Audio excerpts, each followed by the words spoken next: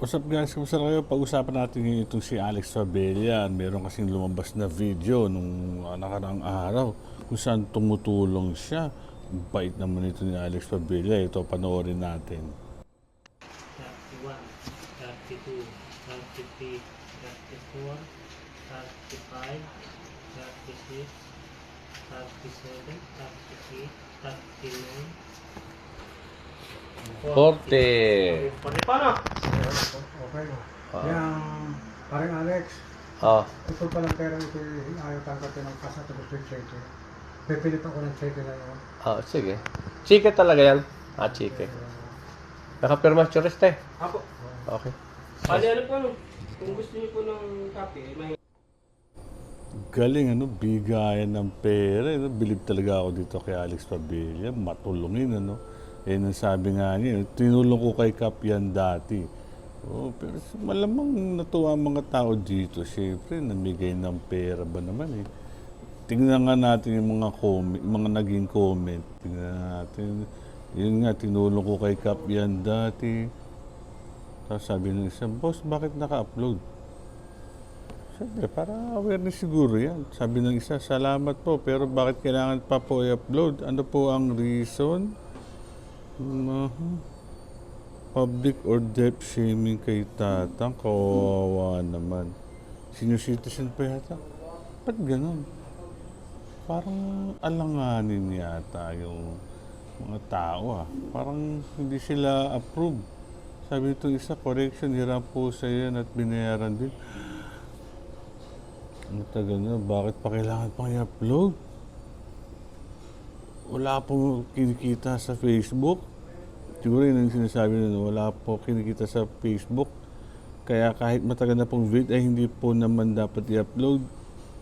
At hindi po naman dapat i-upload na walang katuturan na i-upload pa dapat. Wow, grabe. Oh my goodness. Bakit ganun? Oh, hello po. Hindi yan tulong. Iba ang tulong sa hiram. Nagawa sa buhay. Lumalabas na matagal na pala itong video na to at binayaran na. Siram lang pala yan Tapos ginawang content. Ay, tulong pala Tulong daw ibinayaran pala yan. Bulok na utak mo. Nahanginan ka na. Oh, grabe naman. Ano nangyayari sa mundo? Bakit ganun? Galit na galit kay Alex Fabella mga tao. Ito, sabi ng isa, booking ka na, kumag ka. Norman Mangusin ng Marindo. Ay, nako. Ito, sabi pa ng iba. Ayan, ito, kasi yan, bawal mag-upload ng video ng tao na walang consent. Sa Pilipinas, depende sa sitwasyon, pero pwedeng makasuhan ka. Yan, mga batas na pwedeng ipasok sa'yo. Okay, Alex Fabella, yan, nagbigay siya ng mga halimbawa. Mga RA, ganito, ganyan, kung magkano, ilang taon, kulong. Grabe.